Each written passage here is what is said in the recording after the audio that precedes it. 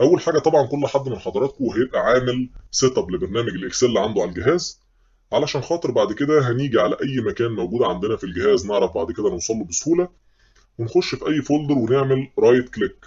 هندوس كليك يمين، هنلاقي فيه تحت هنا كلمه نيو. لما نقف على كلمه نيو هيظهر لنا شويه اختيارات، من ضمنهم ان احنا نعمل كرييت لمايكروسوفت اكسل ورك شيت. هنختار ان احنا عايزين فايل جديد للاكسل، هيطلع لنا بالشكل ده. هنبتدي نسميه مع بعض كلنا كورس الاكسل.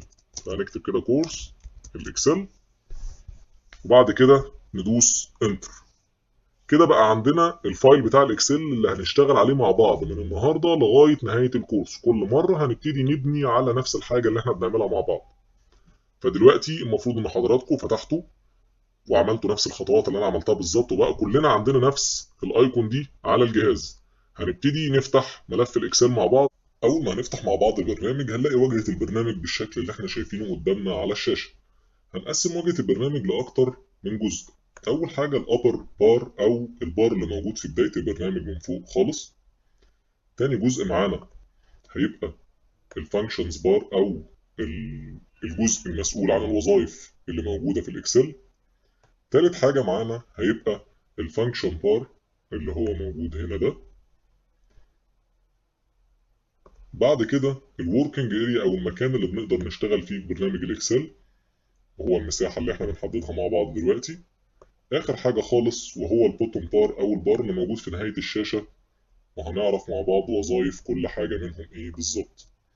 يبقى احنا لحد كده قسمنا واجهه البرنامج لخمس اجزاء.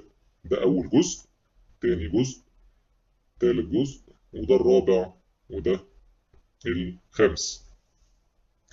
هنبدأ مع بعض دلوقتي بأول جزء خالص، وهو اللي موجود معانا في بداية شاشة البرنامج من فوق.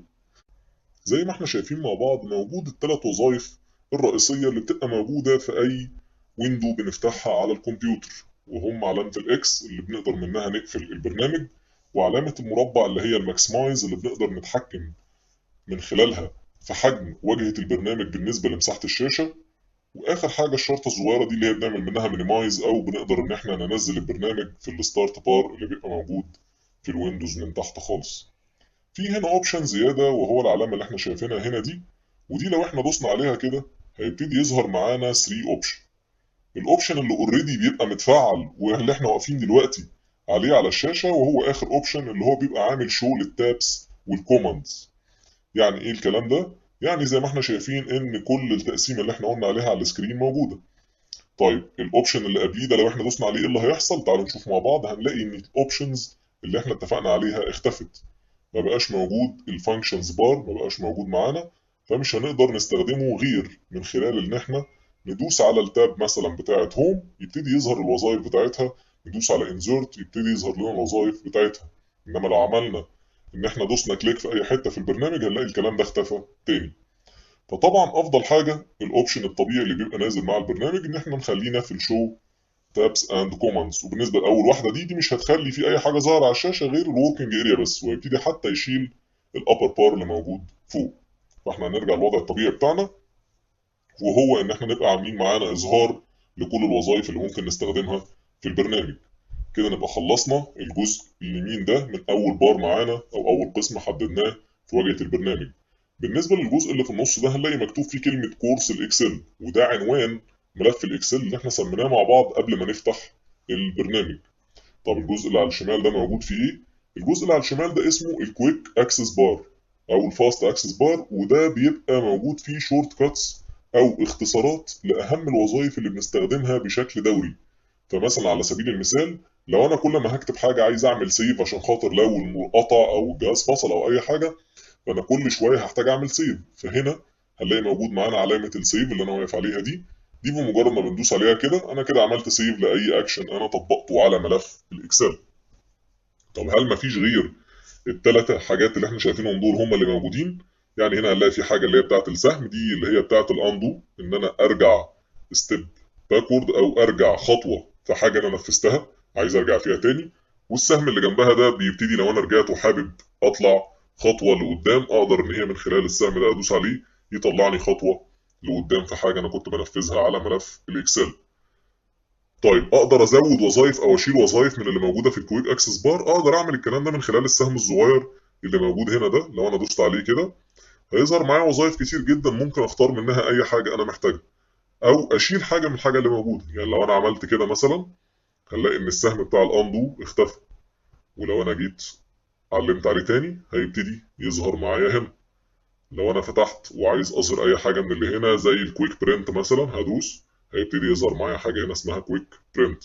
حابب اشيلها اشيل من جنبها علامه الصح دي.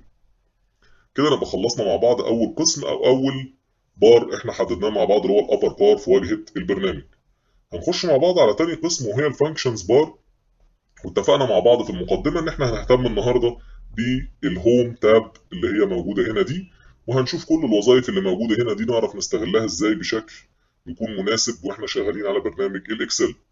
تالت قسم معانا هو الفانكشن بار او البار اللي انا دلوقتي بتحرك عليه ده، وده متقسم لحاجتين: الفانكشن اريا اللي موجوده هنا والسيل نيم اللي موجوده هنا. يعني ايه السيل نيم؟ يعني اسم الخليه. ايه هي الخليه دي؟ هنعرفها لما دلوقتي نتكلم على الجزء الرابع وهو الوركينج اريا بتاعه الاكسل شيت او المساحه اللي انا بتحرك عليها دلوقتي. والمساحه دي متكونه زي ما احنا شايفين من مجموعه من المستطيلات، كل مستطيل من دول بيبقى اسمه سيل او خليه. عشان كده كنت بقول لكم ان المكان ده اسمه السيل نيم. يعني ايه السيل نيم؟ يعني على سبيل المثال زي ما انا واقف هنا دلوقتي كده هنلاحظ لو دخلنا زوم كده ان المساحه اللي انا دلوقتي واقف عليها، انا واقف هنا مثلا على الخليه دي، هنلاقي ان المكان ده بقى متظلل بلون غامق. يعني حرف السي ده متظلل بلون غامق، ورقم 4 معمول برضه بلون غامق. ده معناه ايه؟ معناه ان السيل اللي انا واقف عليها دي اسمها سي 4. فلو احنا رجعنا تاني كده وبصينا هنا هنلاقي مكتوب في السيل نيم كلمه سي 4. لو وقفت في اي حته تاني وليكن هنا هنلاقي ان المكان ده اتغير بقى اسمه A1. فنقدر نعرف اسم الخليه منين؟ من خلال حاجتين: من خلال المكان ده موجود في اسم الخليه، او ان انا ابص على المكان اللي متظلل باللون الغامق فهلاقي ان ده متظلل بالغامق وده، يبقى كده الخليه اسمها A1. الخليه دي بتتكون من خلال ايه؟ زي ما احنا شايفين ان واجهه البرنامج بتاعه الوركينج اريا متقسمه الى مجموعه من العواميد اللي موجوده هنا دي اللي هي اسمها كولومز. ادي كده اكتر من عمود احنا شايفينه مع بعض. الحاجات دي مترقمه من ABC لغايه نهايه الحروف الابجديه باللغه الانجليزيه. اما بالنسبه للصفوف او الروز اللي موجوده هنا فهي مترقمه من واحد لغايه اخر رو موجود تحت، واللي هو رقمه زي ما هنشوف مع بعض دلوقتي 1,048,576. طبعا عدد ضخم جدا من الروز تمكنك انك تكتب اي حاجه انت محتاجها في الاكسل شيت. انا بس حبيت اوريكم قد ايه ضخامه شيت الاكسل الواحد بس اللي موجود في الورك بوك بتاع الاكسل، ان انت تقدر تدخل عليه كميه من الداتا كبيره جدا. طيب ايه تاني عايزين نشوفه مع بعض؟ هنلاقي تحت هنا موجود التابس دي، والتابس دي فيها اكتر من شيت. وعشان كده انا بقول لكم ان ملف الاكسل اسمه ورك بوك، هو عباره عن كتاب فيه مجموعه من الصفحات، كل صفحه اسمها شيت. ففايل الاكسل بيبقى اسمه ورك بوك وكل شيت من دول بيبقى اسمه شيت. فاحنا زي ما احنا شايفين مع بعض ده شيت نمبر 1، شيت نمبر 2، شيت نمبر 3. الطبيعي ممكن نلاقي ناس مننا لما فتحت واجهه البرنامج ظهر معاهم تحت هنا 3 شيتس، وفي ناس ممكن يكون ظهر معاها شيت واحد بس. احنا في الاخر عايزين نعرف ازاي نقدر نتحكم في حته الشيتس دي، ان احنا نضيف شيت جديد او نشيل شيت اوريدي موجود عندنا. يعني انتوا لو لاحظتوا هتلاقوا ان انا ضايف شيت وكاتب عليه المثال التطبيقي، وده موجود فيه المثال اللي احنا هنشرحه مع بعض النهارده. طيب لو انا عايز اضيف شيت كمان اقدر اعمل الكلام ده من خلال ايه؟ اقدر اعمل الكلام ده من خلال تو اوبشن: ان انا ادوس على علامه البلس اللي انتوا شايفينها انا واقف عليها دلوقتي دي. لو انا دوست عليها كده هنلاقي ان في شيت جديد ظهر معايا اسمه شيت نمبر 4. او من خلال ان انا اقف على اي شيت من الشيتس اللي تحت دي وادوس رايت كليك، هيظهر معايا اول حاجه فوق كلمه انزرت. لما هدوس على كلمه انزرت هيظهر معايا الويندو اللي احنا شايفينها مع بعض دي. اقدر من خلال الويندو دي ان انا اختار، هي اوريدي سيلكتد على ورك شيت، فهو كده بيقول لي انا هنزل لك ورك شيت جديد، اقول له اوكي، يبتدي ينزل لي ورك شيت جديد باسم ورك شيت نمبر 5 زي ما احنا شايفين مع بعض على الشاشه. طيب انا دلوقتي قدرت اعرف منين ازود عدد الصفحات بتاعه الورك بوك اللي احنا شغالين عليه، فقدرت انزل لغايه دلوقتي اكتر من شيت. طيب اقدر منين ان انا الغي الشيت اللي انا نزلته ده؟ اقدر ان انا اقف سي مثلا على الشيت الاخراني اللي احنا نزلناه اللي هو شيت نمبر 5، وادوس عليه رايت كليك وادوس على كلمه ديليت. كده ما بقاش موجود معايا شيت نمبر 5، ورجعنا لعدد الشيتات اللي احنا عملناهم. كده بقى معانا 4 شيتات زائد الشيت بتاع المثال التطبيقي اللي انا منزله. تلاحظوا دلوقتي ان انا كل ما بدوس على شيت نمبر 4 بنلاقينا اتنقلنا من الناحيه دي للناحيه دي. طيب ده بسبب ايه؟ بسبب ان في ناس من حضراتكم اول ما فتحوا الاكسل شيت هيلاقوا ان الحرف بتاع الاي ونمبر 1 اللي موجودين هنا مش بادئين معاهم من اليمين للشمال زي ما احنا ماشيين كده. هتلاقوا في ناس اول ما فتحت ظهر معاها الاكسل شيت بالشكل بتاع شيت نمبر 4 ده، ان حرف الاي موجود الناحيه دي ورقم 1 الناحيه دي، والدنيا بادئه معاهم من الشمال لليمين. طيب عشان نبقى كلنا بنعمل نفس التطبيق بالظبط، فاحنا حابين ان احنا نغير اتجاه الشيت سواء من الشمال لليمين او من اليمين للشمال. وبما ان احنا هنشتغل مع بعض بالعربي فهنستخدم الشيتس من اليمين للشمال. فاي حد ظاهر معاه الاكسل شيت زي ما انا فاتح كده على شيت نمبر 4 من الشمال لليمين، هنبتدي نقلبه مع بعض منين؟ هنروح كلنا مع بعض على بيج لاي اوت، التاب اللي موجود هنا اللي انا واقف عليها دي، وهنلاقي هنا حاجه اسمها شيت رايت تو ليفت، اللي هي اللي قدامكم دي شيت رايت تو ليفت. دي بتتحكم في الدايركشن بتاع الشيت اللي احنا فاتحينه. فلو دوسنا عليها كده هنلاقي الشيت اوتوماتيكلي اتقلب، بقت بادئه من اليمين للشمال زي ما احنا شايفين مع بعض. وهنلاقي ان كده بقى التنسيق كله زي بعضه. لما انا بنقل من تاب للتانيه تحت كله ماشي بنفس الاتجاه. طيب كده احنا اتعلمنا مع بعض ازاي نقدر نغير الشيت دايركشن او اتجاه الشيت اللي بنشتغل عليه من الشمال لليمين او من اليمين للشمال. وخدنا شويه وظائف من التاب دي، ان احنا ازاي نعمل انزرت لنيو شيت او نديليت.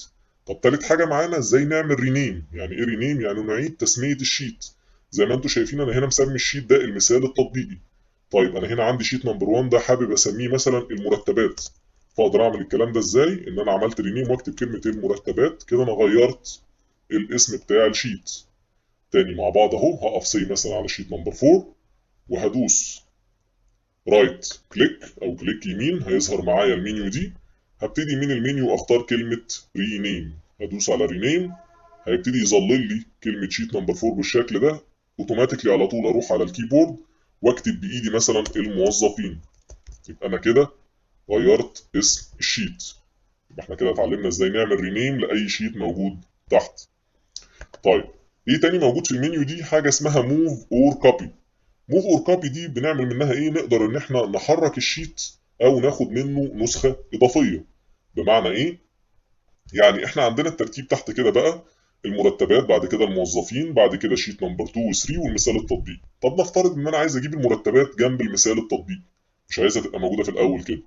اعمل الكلام ده من خلال ايه؟ عندنا تو اوبشن. اسرع طريقه ان احنا هنقف على كلمه المرتبات دي على التاب من تحت ونحط ايدينا على الليفت كليك او الكليك شمال بتاع الماوس ونفضل معلقين ايدينا عليها. هنلاقي شكل الماوس اتغير للشكل اللي ظهر قدامكم على الشاشه ده، كانه علامه الماوس وشايله الشيت معاها زي ما احنا شايفين. وفي سهم صغير خالص موجود كده هتلاقوه بيتحرك معايا دلوقتي اهو على التابس اللي موجوده تحت. ده مكان ما بالظبط السهم الصغير ده بيبقى موجود، مكان ما انا لو سبت الشيت هينزل. يعني انا لو جيت هنا وقفت كده وسبت الشيت هنلاقي ان شيت المرتبات اتنقل بقى موجود هنا. وادي المثال التطبيقي. حابب ارجع شيت المرتبات تاني، نفس القصه، هدوس بايدي على الكليك شمال وافضل معلق ايدي لحد ما الاقي الشكل ده ظهر، وافضل ماشي لحد ما علامه السهم الصغيره خالص دي الاقيها موجوده هنا، واروح سايب بايدي الفايل تاني هيرجع في مكانه الطبيعي اللي انا محتاجه. طيب ندخل نشوف الطريقة التانية وهي من خلال المنيو دي. لو انا دخلت هنا ودوست على موف اور كوبي هيفتح معايا الشكل اللي احنا شايفينه قدامنا ده. ده كل الشيتس اللي موجودة. ادي الشيت بتاع مرتبات والموظفين وشيت نمبر 2 و 3 ومثال التطبيق. فمثلا انا واقف على ده، ممكن اختار ان انا اقول له موف تو اند، يعني انا عايز ان المرتبات تبقى اخر حاجة موجودة في الترتيب اللي تحت، وادوس له اوكي. هنلاقي ان شيت المرتبات راح فين؟ اتنقل بقى اخر واحد. ولكن طبعا هي الطريقه السريعه زي ما قلنا، هروح شايله كده حطه في الاول يبقى انا رجعته لوضعه الطبيعي. طيب لو دوست رايت كليك تاني هلاقي في عندي هنا موف اور كوبي. طيب نفتح نشوف ايه موضوع كوبي ده. هنلاقي هنا في تشيك بوكس مكتوب عليه كرييت ا كوبي. لو انا دوست علامه الصح دي وبعد كده دوست اوكي، هيبتدي شيت المرتبات ينزل منه نسخه تانية بالظبط. فنفس المحتوى اللي هيبقى موجود في الشيت هنا هيتكرر معايا، يبقى عندي شيتين من شيت المرتبات. وده ممكن نستخدمه في حالة إن أنا عندي شيت مرتبات وحابب مثلا أجرب إن أنا هعمل زيادة للموظفين، فعايز أخلي أكتر من سيناريو يتطبق على شيت المرتبات مع الاحتفاظ بالشيت الأصلي. فبخلي الشيت الرئيسي زي ما هو موجود هنا وأعمل منه كوبي، وأقدر أجي في الكوبي دي وأفضل أغير وأعمل السيناريوهات اللي أنا عايزها، أشوف إذا كنت هعمل زيادة سي 15% 20%، وأجرب اللي أنا عايزه. وبنهاية الموضوع أقدر إن أنا أعمل له ديليت ويفضل معايا الشيت الرئيسي. يبقى احنا كده اتعرفنا على معظم الفانكشنز اللي موجوده في المنيو اللي احنا بنفتحها من خلال ان احنا ندوس رايت كليك على اي تاب موجوده تحت. قدرنا نعرف مع بعض ان احنا نعمل انزرت نيو شيت، ونقدر نعمل ديليت ورينيم وموف اور كوبي. في حاجات انا هفوتها لان مش هنستخدمها بشكل دوري او مش وقتها في الحلقه دي. هنخش على طول على تاب كولر. تاب كولر دي بنعمل منها ايه؟ زي ما انتم شايفين هنا انا مخلي المثال التطبيقي ظاهره باللون الاورنج اللي موجود تحت ده. فلو انت حابب ان انت تخلي كل تاب من اللي تحت دول ليها لون معين، بتبتدي تقف على تاب كولر وتبتدي تختار اللون اللي يعجبك. فمثلا خلينا الموظفين باللون ده، ونيجي هنا مثلا على المرتبات نخليها بلون مختلف. ودي بترجع لحريتك الشخصية، تشوف انت حابب تعمل كولرنج للقصة اللي تحت دي بأي لون يعجبك. طيب يبقى احنا كده عرفنا مع بعض برضو ازاي نغير التاب كولر بتاعت كل شيت. طيب ايه موجود تاني عندنا هنا؟ موجود كلمة هايد. هايد يعني انت ممكن يكون عندك اكتر من شيت، ولكن انت مش عايز اي حد يفتح شيت الاكسل او الورك بوك بتاع الاكسل يقدر يشوف كل الشيتس اللي موجودة تحت. فانت مثلا عايز الموضوع مرتبات ده يبقى مش موجود هنا. بمعنى ايه مش موجود؟ يبقى مختفي. نقدر نعمل له عملية هايد. فلما هندوس هايد كده هنلاقي ان مفيش عندنا تحت شيت مرتبات، بس هو ما حصلوش ديليت. هو مجرد بس ان احنا عملنا له هايد او اخفيناه عن اي حد يفتح شيت الاكسل ويبتدي، او الورك بوك بتاع الاكسل ويبتدي يشتغل عليه. طب نقدر نرجعه تاني ازاي؟ لو احنا دوسنا رايت كليك هنلاقي كلمة ان هايد ظهرت معانا وبقت اكتف. لو دوسنا عليها هيقول لي انت عامل هايد لشيت اسمه شيت المرتبات، حابب ترجعه تاني؟ هقول له اوكي. هيبتدي شيت المرتبات يرجع معايا تاني لمكانه زي ما احنا شايفين على السكرين. لو احنا مش عاملين هايد لاي شيت، بمجرد ما نيجي ندوس رايت كليك هنلاقي كلمه ان هايد ان اكتف، او ما اقدرش اختارها. ليه؟ لان مفيش حاجه اصلا معمول لها هايد. انها بمجرد ما بعمل هايد بنلاقي ان هايد دي بقت اكتف معانا زي ما شفنا مع بعض. اخر حاجه موجوده خالص سيلكت اول شيتس. يعني ايه سيلكت اول شيتس؟ يعني احنا دلوقتي عندنا تحت هنا اكتر من شيت. ازاي اقدر اسلكت اكتر من شيت واطبق عليه وظيفه واحده؟ بمعنى ايه؟ لو انا مثلا هفترض انا دلوقتي هقعد اعمل انزرت لاكتر من شيت زي ما احنا قلنا من خلال مثلا علامه البلس، ودي اسرع حاجه. فانا دلوقتي بقى كده عندي شيتس كتير جدا موجوده تحت. طيب انا حابب اعمل ايه دلوقتي؟ حابب ان انا ادلت كل الشيتس الزياده اللي انا طلعتها دي. فهل من المنطق ان انا اقعد اجيب بقى شيت شيت واقف عليه وادوس رايت كليك واروح عامل ديليت؟ كده هقعد كتير جدا لان انا عندي اكتر من شيت عايز اطبق عليه نفس الاكشن. اقدر اعمل الكلام ده من خلال ايه؟ من خلال حاجتين. يا اما هدوس رايت كليك اعمل سيلكت اول، هو كده زي ما انتم شايفين عمل لي سيلكت على كل الشيتس اللي تحت، وده عاده مش بنبقى اللي احنا محتاجينه. طيب اقدر اشيل السلكشن ده ازاي؟ بعد ما اتعمل سيلكت على كل الشيتس زي ما احنا شايفين اقدر ادوس رايت كليك. هنلاقي في حاجه جديده ظهرت معايا اسمها ان جروب شيتس. يعني فك الجروبنج او الربط اللي احنا عاملينه بين الشيتس ان كلها معمول لها سيلكشن. هدوس كده هنرجع لوضعنا الطبيعي ان الشيت الوحيد اللي معمول له سيلكشن هو شيت 10. ايه اسرع طريقه نقدر نعمل بيها سيلكشن؟ ان احنا بنحط ايدينا على زرار الكنترول اللي موجود في الكيبورد وما نشيلش ايدينا من عليه خالص، ونبتدي ننقي الشيتس اللي احنا عايزين نختارها. فمثلا انا دلوقتي حاطط ايدي على زرار الكنترول وهبتدي ادوس على شيت 8 شيت 9 شيت 11 وسي مثلا. يعني خلينا كده احنا كده تمام نقدر نديليت دول. طيب اعمل ايه دلوقتي؟ اشيل ايدي من على زرار الكنترول، وزي ما انا واقف هنا كده في المكان ده هدوس رايت كليك وهختار ان انا عايز اديليت الشيتس. اول ما هدوس ديليت هتلاقوا الاربع شيتات اللي انا عامل عليهم سيلكشن دول اتدلتوا. فانا عملت ديليت كده خلاص ما بقاش فيه تحت الاربع شيتات اللي احنا عملنا عليهم سيلكشن. فاحنا كده اتعلمنا مع بعض ازاي نقدر نعمل سيلكت على اكتر من شيت عشان نكسب وقت ونطبق نفس الاكشن على اكتر من شيت بشكل سريع. يبقى احنا كده بالنسبه لنا تقريبا خلصنا كل الوظائف اللي موجوده في اول منيو ظهرت معانا، واللي هي بتظهر لما بندوس رايت كليك على اي شيت موجود في واجهه البرنامج، وتعرفنا على كل ده. فاضل لنا الحاجتين دول، ودول ليهم موضوع حلقتهم مش هينفع نتكلم عنهم النهارده. طيب نرجع مع بعض تاني كده، احنا خلصنا اول 4 اقسام من تقسيمه واجهه البرنامج اللي اتكلمنا عليها. هندخل مع بعض على البار الاخراني اللي موجود في نهايه الشاشه ده، وده فيه وظائف جميله قوي، وهي بتتحكم في الزوم بتاع الشاشه. يعني ايه الزوم بتاع الشاشه؟ مثال قريب قوي، احنا دلوقتي عايزين نطبق المثال اللي احنا اتفقنا عليه اللي ظهر قدامنا على الشاشه. في المثال ده احنا يا دوبك عندنا كام حاجه، عندنا 10 موظفين، وعندنا مثلا البار اللي هنا واللي تحت، يعني محتاجين مثلا 15 صف عشان نعرف نشتغل زي ما هو واضح هنا كده 15 او 16. فلما نرجع للشيت اللي احنا عايزين نطبق عليه الموضوع ده، هنلاقي ان ظهر عندنا هنا من 1 لغايه 27. طب انا مش محتاج كل ده، والشاشه كده بعيد، يعني لو جيت اكتب كده اي حاجه هلاقي الكلام بعيد جدا وانا مش شايف. طيب انا اساسا من البدايه عارف ان انا هشتغل على 16 رو بس، فانا محتاج مثلا ان هي دي الاريا اللي انا هشتغل عليها.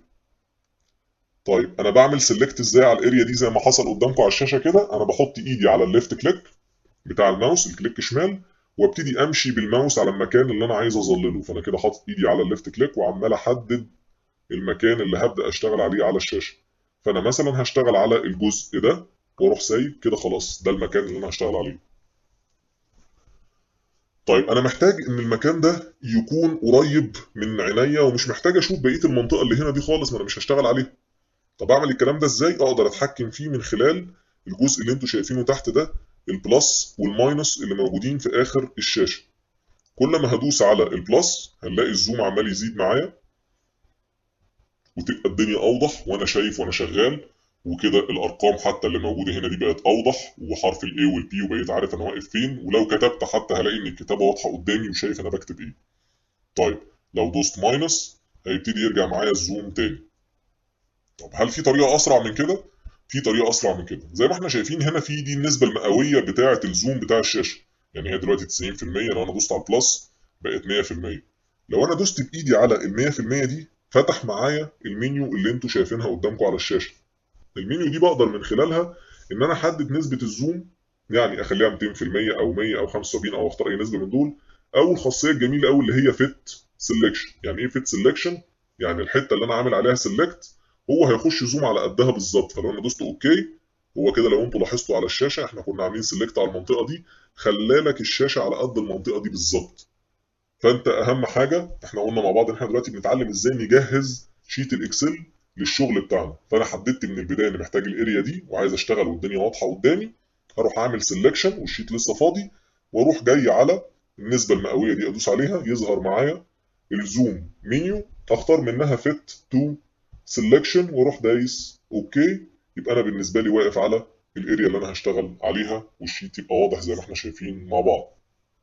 طيب يبقى احنا كده خلاص اتعلمنا المنيو اللي احنا اتفقنا عليها هنا، وعرفنا ان المنيو التانية اللي بتظهر معانا دي ازاي نقدر نستخدمها. اخر حاجه اللي هي بتاعت كاستم دي، انت بتكتب بايدك هنا نسبه الزومنج اللي انت محتاجها. ولكن زي ما بقول لحضراتكم عاده، يا اما انت هتستخدم الفيتو سelection لان هي اداه سريعه جدا ان هي تعمل لك زوم على المنطقه اللي انت عامل عليها سelection وهتشتغل عليها، او انك تقدر تستخدم بسرعه من خلال الزوم ان والزوم اوت من الماينس والبلس اللي موجودين تحت في الشاشه. طيب كده احنا اتعرفنا على واجهة البرنامج تقريبا بالكامل، وخلصنا ال5 أجزاء بتوعها. يلا بينا نبدأ نطبق المثال بتاعنا ونخش على المرحلة التانية اللي احنا اتفقنا عليها واحنا بنقدم الانترو بتاعت البرنامج. كده المرحلة الأولى خلصت، اتعرفنا على واجهة البرنامج وقدرنا ان احنا نجهز شيت الاكسل للشغل اللي هنبدأه مع بعض. دلوقتي هنخش على المرحلة التانية وهي الكتابة والتنسيق وإعداد الجداول. خدنا بريك زي ما اتفقنا مع بعض، والمفروض نبقى راجعين فايقين بقى. نبدأ مع بعض في المرحلة التانية. اول حاجه نتاكد كلنا مع بعض ان احنا واقفين هنا على الهوم تاب، لان دي اللي احنا قلنا ان احنا هنشتغل عليها النهارده، وان احنا نكون واقفين على الشيت اللي احنا عملنا له سيت اب او جهزناه بالشكل اللي احنا اتفقنا عليه، ان احنا جينا وعملنا زوم على المنطقه دي عشان يبقى كلنا شايفين قدامنا الكلام بشكل واضح. وطبعا لو في اي شيتس تحت زياده انا خلاص مش محتاج كل الكلام ده، عايزين تخلوهم تعملوا لهم ديليت براحتكم، اهم حاجه يبقى عندنا في شيت دلوقتي اللي هنشتغل عليه الحلقه بتاعه النهارده، وممكن نسميه هنا كده الكتابه والتنسيق واعداد الجداول. احنا عارفين ان ده اللي احنا بنشتغل عليه دايما عشان ما نتلخبطش. طيب اول حاجه هنعملها مع بعض ايه؟ هنبتدي نروح للمثال نشوف مع بعض احنا مطلوب مننا نعمل ايه. مطلوب مننا نعمل عدد هنا من 1 لغايه 10، ويبقى في عندنا هيدر للجدول بتاعنا مكتوب فيه كلمه المسلسل واسم الموظف وما الى ذلك، والجزء اللي تحت بتاع الاجمالي. يلا نبدا مع بعض نعمل الهيدر بتاع الجدول. هنروح مع بعض هنا وهنيجي هنا كده نكتب كلمه مسلسل، ونكتب هنا اسم الموظف، وبعديها كان عندنا في ايه هنا؟ الإدارة وتاريخ التعيين. ادي الإدارة، تاريخ تعيين، وبعد كده المرتب والنسبة المئوية. ادي المرتب والنسبة. طيب احنا مش بنكتب كده وخلاص او بنضيع وقت، لا احنا عايزين نشوف مع بعض ايه اللي ظهر قدامنا ده وليه ظهر بالشكل ده. يعني ايه اللي انا بقوله؟ يعني دلوقتي احنا لما كتبنا كلمة مسلسل موجودة في الخلية بي 2، احنا دلوقتي بقينا نعرف نتكلم باسم السيل وبقينا عارفين نقراها منين سواء من هنا او من هنا. فاحنا هنا في السيل بتاعت بي 2 لما كتبنا كلمة مسلسل نقدر نعرف منين احنا كتبنا فيها ايه؟ من خلال الجزء ده. لو انتوا شايفين هنا معايا الفورمولا بار ده برضو بيبين ايه اللي موجود جوه السيل.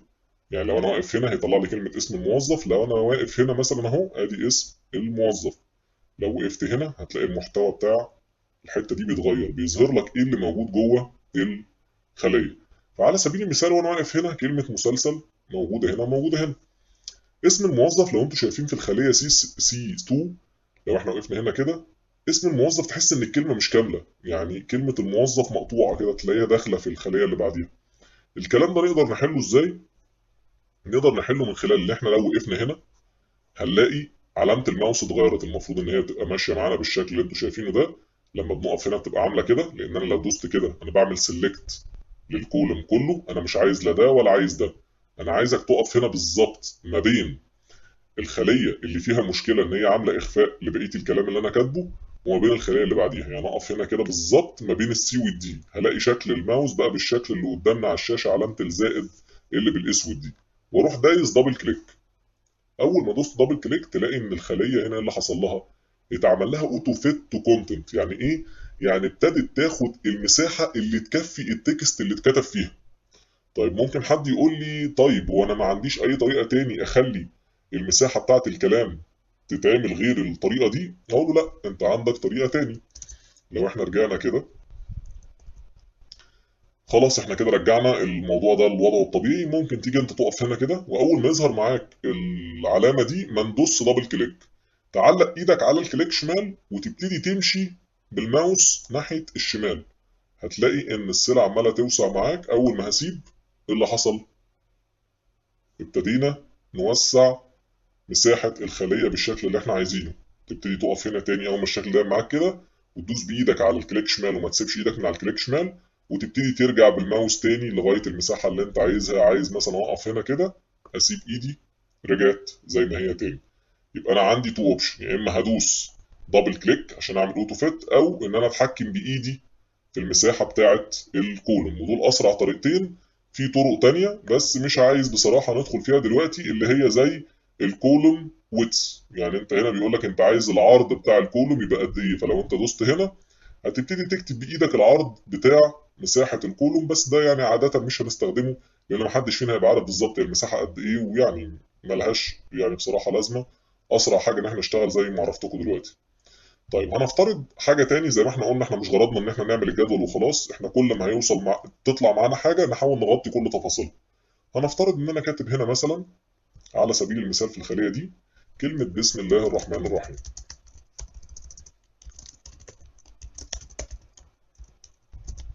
زي ما ظهر قدامنا على الشاشة. لو انتوا بصيتوا هتلاقوا ان الكلمة ما كفتش ودخلت على الخلية اللي بعديها. قلنا لو عايزين نعالجها ازاي؟ ان انا اروح جاي هنا ودايس دبل كليك كده. ايه اللي حصل؟ دخلت كلمة بسم الله الرحمن الرحيم في الخلية اللي انا كتبت فيها فقط. طيب وقلنا ان الاوبشن التاني ان احنا نمسك بايدينا ونبتدي نسحب العرض بتاع الكولوم لحد ما نوسعه بالشكل اللي احنا عايزينه. طيب لو انا مش عايز ولا ده ولا ده، امال هبقى محتاج ايه؟ انا عايز ان كلمه بسم الله الرحمن الرحيم طالما مش مكفيه هنا تنزل السطر اللي بعديه بس جوه نفس الخليه.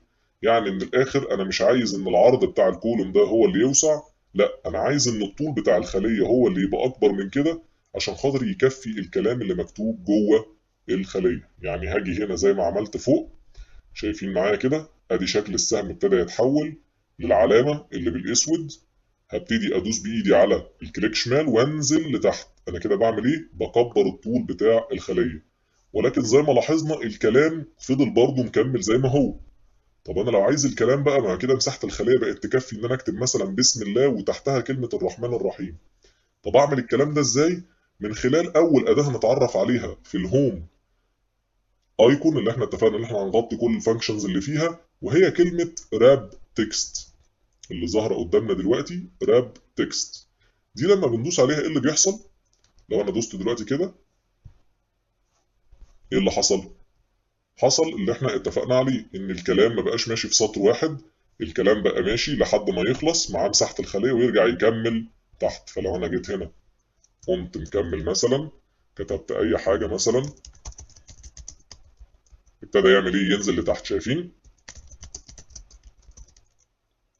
تمام، عمال يكمل معايا لتحت. انما احنا في الوضع الطبيعي بتاعنا ما كانش بيعمل كده، كان بيكمل بالطول. يعني انا لو جيت هنا ودوست، هي دلوقتي متظلله باللون الغامق ده زي ما احنا شايفين مع بعض كده، لو لغيت من عليها التظليل ده ايه اللي هيحصل في الكلام؟ مشي تاني كانه سطر واحد. ولو قعدت ازود هيفضل برضو مكمل الناحيه دي كده. يعني انا لو دخلت هنا كده، لو عايز اخش عشان ازود بدوس دبل كليك. يعني انا دلوقتي واقف بره عايز اجي على الخليه دي واكتب فيها تاني، وانا واقف عليها كده ادوس دبل كليك كده هو فتحها لي. ابتدي اروح لغايه اخر حته انا كتبت فيها واكمل. لو كملت اهو، بصوا مع عمال يمشي معايا ازاي. بيمشي ازاي؟ مكمل كده، ما بقاش يكمل لتحت زي المره اللي فاتت. فاحنا كده اتعلمنا مع بعض ازاي نتحكم واحنا بنكتب اي تكست جوه السيل، ازاي نخليه يبقى ماشي على طول او يتعمل له حاجه اسمها رابنج، ان هو يبتدي يكتب وينزل السطر اللي بعده اوتوماتيك لوحده. انا بحاول اغطي مع حضراتكم اي حاجه تظهر قدامنا بحيث ان احنا نتعرف على كل حاجه. انا كده رجعت ايه التنسيق زي ما هو. ولو انا دلوقتي عايز اطبق اللي احنا اتفقنا عليه، ان كل يعني كلمه تاريخ التعيين برضه تحس انها عايز تتظبط سنه مش عارف ايه. طب انا هفضل امسك كل كلمه في السيل وافضل اجي هنا وادوس دبل كليك عشان تاخد على قد مساحه التكست واجي هنا اعمل كده؟ لا. احنا هنعمل ايه؟ قلنا لما نكون عايزين نسلكت على اكتر من حاجه عاده بنستخدم زرار الكنترول. فدلوقتي هنحط ايدينا على زرار الكنترول وندوس على الكولوم ده كله. او خلونا تاني من الاول، فانا هقف هنا كده على اول كولوم انا كتبت فيه كلمه مسلسل كولوم دي. اول ما السهم يتحول معايا للشكل الاسود ده هدوس كده، انا كده عملت سيلكت للكولوم كله. هدوس بايدي على زرار الكنترول في الكيبورد. يا ريت نكون كلنا بنطبق زي ما انا بقول زي ما اتفقنا في بدايه الحلقه عشان نستفيد. وهبتدي امشي بالسهم ناحيه الشمال وادوس تاني على السي والدي والاي والاف والجي. انا كده عملت سيلكت على كل الكولومز اللي موجوده قدامي. بمجرد ما هاجي على اي واحد فيهم واروح جاي هنا مثلا دايس دبل كليك، ايه اللي حصل؟ طبق اللي انا عايز اعمله على كل الحاجه مره واحده. عشان كده قلت لكم احنا مش هنتعلم ازاي نعمل الجدول بس، احنا هنتعلم ازاي نعمله باسرع طريقه، ان احنا نشتغل بكفاءه بحيث ان ما يبقاش في وقت كتير بنضيعه. فلو حد عايز يعمل التنسيق بالشكل العادي بتاعه كان هيقعد يجي على كل واحده من دول ويقعد يدوس هنا كده يبتدي يظبط الموضوع ويدوس هنا يظبط. لا، احنا عايزين نخلص كل حاجه بسرعه جدا عشان ما يبقاش في وقت بيضيع. طيب عايزين نتعلم ايه تاني مع بعض دلوقتي؟ هنشوف مع بعض. احنا كده خلاص اتعلمنا ان احنا ممكن لو عايزين نعمل تنسيق بالشكل ده هنبتدي نسلكت. في طريقه تانية انا حابب اعلمها لكم. انا قلت لكم دلوقتي ان احنا لو دوسنا كده هنبتدي نحط ايدينا على زرار الكنترول ونسلكت. ده في حاله ان انت هيفيدك لو انت عايز تعمل راندوم سelection. يعني ايه؟ يعني عايز اسلكت حاجات بعيده عن بعض، يعني عايز اعمل ده وده وده مثلا. فكده عن طريق زرار الكنترول وبمجرد ما هدوس هنا دبل كليك هيتعمل لهم فيتنج للتكست. انما في الحاله بتاعتنا دي دلوقتي احنا عندنا كل دول عايزين نعمل لهم وكلهم جنب بعض، مش عايز استثني اي حاجه. فالاسرع معانا بدل ما نستخدم الكنترول بنستخدم زرار الشيفت. زرار الشيفت بيعمل معانا سelection. لو احنا وقفنا برضو هنا تاني كده وعملنا سيلكت على كولوم بي وعايز اوصل من بي لغايه جي، بس عايز اوصل مره واحده، مش هقعد بقى بالكنترول افضل انقي، لان انا عايز اخد مجموعه على بعضها. هاجي عند الجي، اول حاجه ادوس بايدي على زرار الشيفت في الكيبورد وما اشيلش ايدي من عليه، واروح دايس كليك عند الجي. كده عمل اوتوماتيك على طول سيلكشن لكل الاريا. فانا كده بحاول اوصل لكم ان انت ممكن تستخدم بالكنترول لو هتسلكت اكتر من حاجه بس بعيد عن بعض، انما اسرع طريقه لو انت هتسلكت رينج بالكامل جنب بعضه بالشكل ده انك تحط ايدك على زرار الشيفت هنا اهو. هنعمل كده على البي، واحط ايدي على زرار الشيفت في الكيبورد واروح دايس على المكان اللي انا عايز اوصل عنده. يعني لو عايز اوصل هنا هدوس شيفت، انما انا دلوقتي عايز اوصل لغايه الجي. اول ما هدوس كليك هنا عمل اوتوماتيك سيلكشن. ادوس برضو زي ما اتفقنا، هيرجع يعمل لي فيتنج على المساحه اللي انا عملتها. كويس؟ تمام. ندخل مع بعض في الترتيب. في اول كولم محتاجين نملى. المسلسل ده كان عندنا مكتوب من 1 لغايه 10. فالطبيعي ان احنا عشان نشتغل بكفاءه وفعاليه ان انا ما اقعدش ادوس رقم 1 هنا وبعد كده ادوس انتر انزل على السيل اللي بعدها 2 انتر 3 انتر. كده مش هنخلص بقى، لان انا لو عندي 1000 موظف كده انا هفضى بقى نص اليوم اقعد ارقم بس. طبعا الكلام ده مش منطقي واحنا بنستخدم برنامج الاكسل. الطبيعي ان انا هعمل ايه؟ الاكسل دايما احنا بنتعامل معاه هو برنامج بيفهم، وده الممتع في الاكسل، ان انت تحس ان انت بتتكلم مع حد مش ان انت شغال مع برنامج. فانت بمجرد ما كتبت له 1 2 هو فهم ان انت عايز تعمل تسلسل هنا. فايه اللي بيحصل؟ انت بتقف على اول خليه وبتدوس بايدك على الليفت كليك اللي هو الكليك شمال بتاع الماوس، وبتنزل على السيل اللي بعديها لحد ما يظهر معاك التظليل اللي احنا شايفينه بالشكل ده. بعد كده حضرتك هتعمل ايه؟ خش زوم عشان نشوف مع بعض. هتلاقي في نقطه هنا اللي انا واقف عندها دي اللي هي بالشكل الاخضر اللي في اخر المربع. هتلاقي في نقطه صغيره كده هنا هي ظاهره معانا. هنقف عندها لحد ما الماوس يتغير شكله زي ما انتم شايفين لعلامه الزائد السوداء دي. وبعد كده هروح معلق ايدي على الكليك شمال وانزل بالماوس لتحت. وانا بنزل لو انتم شايفين على السكرين عمال يظهر معايا رقم 4. انزل هنا يقول لي ده 5. انزل 6 7 8 9 10. حلو قوي، هو ده اللي انا محتاجه. اروح شايل ايدي من على الماوس. عمل ايه؟ عمل حاجه اسمها فيل سيريوس. هو فيهم اوتوماتيك ان انت عايز تعمل ترقيم من 1 لغايه 10 قام منزلهم لك اوتوماتيك. تمام؟ طيب كده دي اسرع طريقه تقدر تعمل بيها ايه؟ ترقيم لاي حاجه انت بتشتغل عليها على الاكسل. طب هل الكلام ده بيتطبق على الارقام بس ولا ممكن نطبقه على حاجه تاني؟ هتقول لي على حاجه تاني زي ايه؟ اقول لك على سبيل المثال انت بتاخد الحضور والانصراف في شركه للموظفين، فانت مثلا بتكتب كل شويه الايام بتاعتك اللي هو بتيجي في شيت اكسل وتروح كاتب السبت الاحد وبتبتدي تكمل ايام الاسبوع.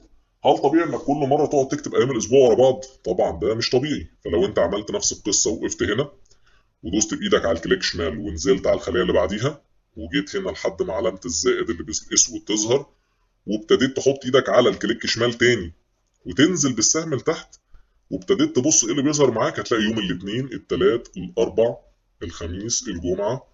ولو ابتدينا نسيب كده اهو لغايه هنا مثلا واسيب ايدي، ابتدى يعمل ايه الاكسل لوحده؟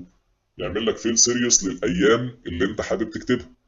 فالاكسل بيوفر عليك حاجات كتير جدا لو انت فهمته. ما تقعدش تكتب انت بايدك وهو عنده اوبشنز كتير تسهل عليك كل الامور. يبقى الكلام ده بيتطبق على الارقام، بيتطبق على الايام، وعلى اكتر من حاجه متخزنه في الباك جراوند بتاعه الاكسل زي الشهور. مثلا لو انت كتبت مايو يونيو وحبيت تكمل بقيه الاشهر هيبتدي هو اوتوماتيك. لو انت وقفت وخلاص بقينا نعرف نعملها مع بعض وعملنا كده، ابتدى يكمل لك بقيه الاشهر بتاعه السنه لوحده من غير ما انت تعمل حاجه. طب الكلام ده شغال عربي بس ولا عربي وانجلش؟ لا، شغال عربي وانجلش. يعني انت لو دلوقتي جيت هنا مثلا كتبت ماي وجيت هنا كتبت جون وابتديت ان انت عايز تكمل بقيه الشهور، هتلاقي ان الشهور اتكملت لوحدها برضو بالانجلش.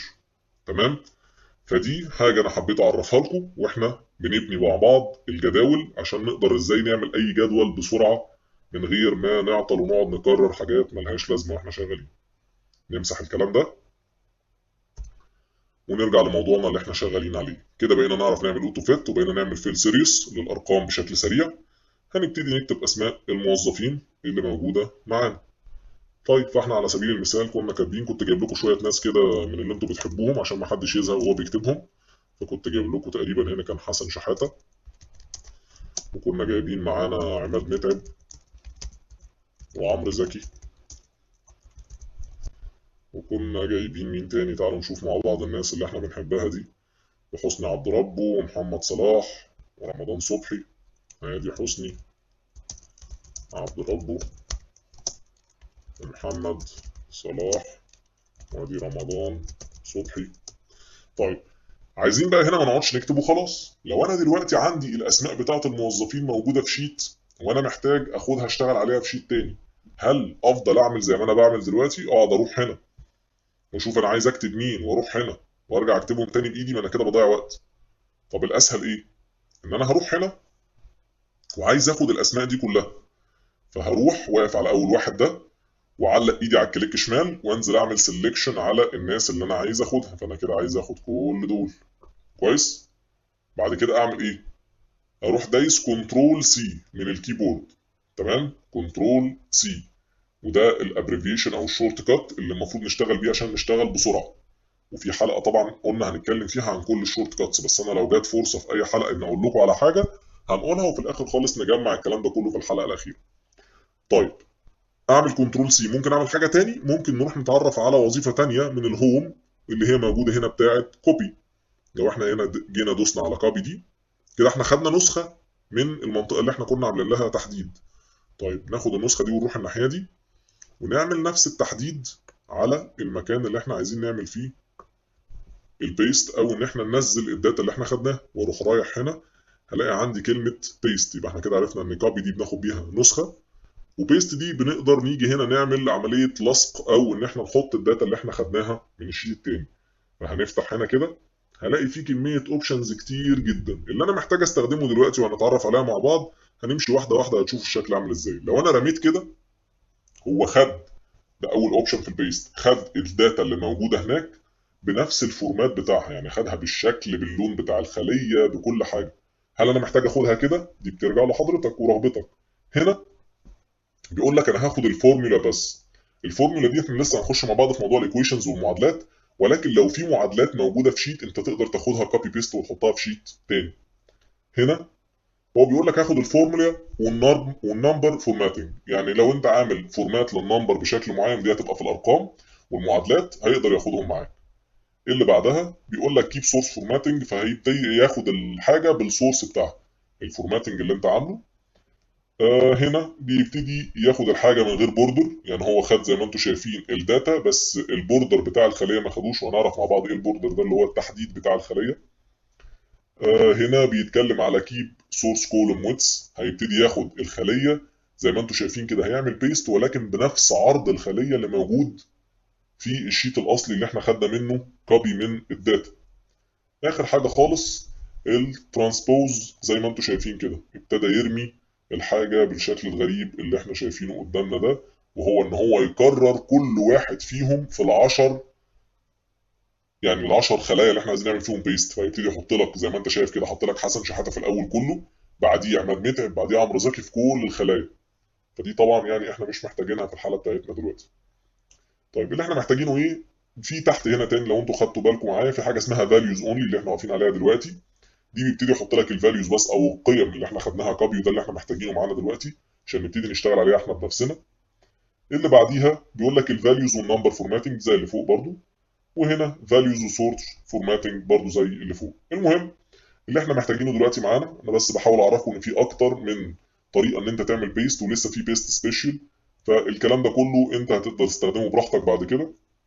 ولكن الاهم والاكثر استخداما دلوقتي ان احنا عايزين ناخد الفاليوز بس من الشيت التاني عشان ما نضيعش وقت. فهندوس فاليوز اونلي كده نزل لنا كل اسماء الناس موجوده قدامنا. لاحظنا بعد ما اسماء الناس نزلت ان محمد الشناوي على سبيل المثال، يعني هو طويل في الحقيقه وحتى طويل في اسمه هنا، هتلاقيه دخل في الخليه اللي بعديها. طب انا عايز برضو اظبط القصه دي، اعمل ايه؟ دلوقتي بقينا عارفين مع بعض. اروح اقف هنا كده واروح اعمل ايه؟ دبل كليك كده، خلاص العرض بتاع الكولوم ظبط على الاسماء اللي موجوده. طيب ايه تاني عندنا هناك؟ تعالوا نطبق تاني عشان ما ننساش. اهو احنا عايزين ناخد ايه؟ عايزين ناخد الوظائف بتاعتهم عباره عن ايه. هناخد الكلام ده كده برضو نفس النظام، عملنا عليه سيلكت. هندوس بقى كنترول سي المره دي من الكيبورد عشان نجرب مع بعض الطريقه التانيه، مش كل مره نروح نستخدم الكوبي اللي هنا، عشان احنا بنهايه البرنامج ان شاء الله مش هنستخدم الماوس اصلا. فعايزين نتعود نستخدم الكيبورد، فاحنا دلوقتي هندوس كنترول سي، هنروح مع بعض للشيت التاني واحنا عايزين نعمل بيست للقصه دي هنا، فهنقف على اول خليه وندوس كنترول في. الحاجه نزلت معانا بالشكل ده كويس. هتقول لي بس انا مش محتاجها تنزل كده، انا عايز انزلها values only، او القيم اللي انا خدت لها كوبي بس من غير الفورمات، لان الكلام ده احنا مش عايزينه. هتلاقي ظهر معاك تحت هنا الحته اللي انا واقف عليها دي مهمه جدا بقى.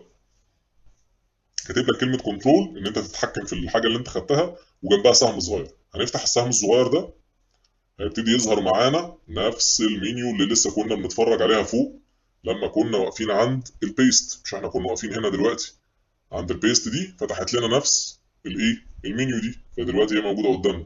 وقلنا ان احنا افضل حاجه لما نيجي نختار ايه؟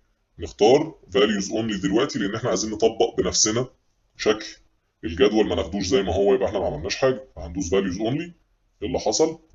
نزلت الحاجه اللي احنا عايزينها، ولكن رجع تاني شكل الجدول اتلخبط. ايه ده ايه ده ايه ده؟ بص، لقيت هنا الاداره ورئيس مجلس الاداره داخل على تاريخ التعيين، والدنيا باظت خالص. اجري اطلع على طول فوق هنا في نهايه الكولوم اللي موجود فيه الحاجه اللي عملنا لها بيست، ونروح واقفين هنا دايسين دبل كليك، كل حاجه ترجع تظبط زي ما كانت. كده الاداره تحت منها وظيفه كل حد من الناس دي. طيب ايه بعدها؟ بعدها تاريخ التعيين. طبعا مش لازم نحط التاريخ زي ما موجوده في المثال بالظبط، احنا ده مجرد مثال. فهنيجي هنا نعمل تاريخ التعيين. قبل ما نخش على تاريخ التعيين عشان نبقى خلصنا المنيو اللي فوق بتاعه الهوم، خلينا نمشي شويه بالترتيب فيها. احنا دلوقتي خدنا كوبي، عرفنا بتعمل ايه، وخدنا بيست. كات دي انت هتاخد الداتا من شيت وتشيلها من الشيت التاني، بمعنى ان انا لو جيت هنا وقلت هاخد الحاجه دي كات، فدوست كات كده تمام. والكات دي الاختصار بتاعها في الكيبورد كنترول واكس. لما ادوس كنترول اكس انا كده باخد كات تمام كده. خدت انا هنا كات للمكان ده، ورحت في الشيت التاني وليكن هنا مثلا، وقمت عامل بيست. كده انا نزلتهم هنا. تعال نروح بقى نشوف الشيت التاني. اوبا بص، فضيت مفيش حاجه هنا خالص هنا. فاحنا كده خدنا كات ما خدناش كوبي. فالفرق بين الكات والكوبي، الكوبي انا باخد نسخه من الداتا وبسيب الداتا الرئيسيه زي ما هي. في الكات انا باخد الداتا الرئيسيه كلها معايا وبشيلها من المين سورس او الشيت الرئيسي. طيب نرجع تاني عشان ما نبوظش الشيت بتاعنا. احنا كده نيجي هنا كده نلاقي المفروض الحاجه موجوده زي ما هي. انا رجعت ازاي؟ رجعت من خلال ان انا ادوس على الكيبورد كنترول زد. انا هقعد اقول برضو الابريفيشنز او الشورت كاتس، بس ما تركزوش فيها قوي، عادي. انت عندك اوبشن تاني هنا لو احنا لسه في المرحله الاولانيه يعني. عندك دي حاجه اسمها اندو. كل ما هتدوس اندو هيرجعك ستيب باك لحد ما الدنيا ترجع في الوضع اللي انت محتاجه وتبتدي تكمل شغلك عادي. فانا رجعت خطوات لورا لحد ما رجعت الداتا زي ما هي هنا، وهنبتدي نشتغل شغلنا العادي على الشيت بتاعنا. طيب ايه اللي هنبدا بيه؟ احنا كده خلاص خدنا الكات والبيست والكوبي. في هنا حاجه اسمها فورمات. الفورمات دي او العلامه بتاعت الفرشه دي بتعمل ايه؟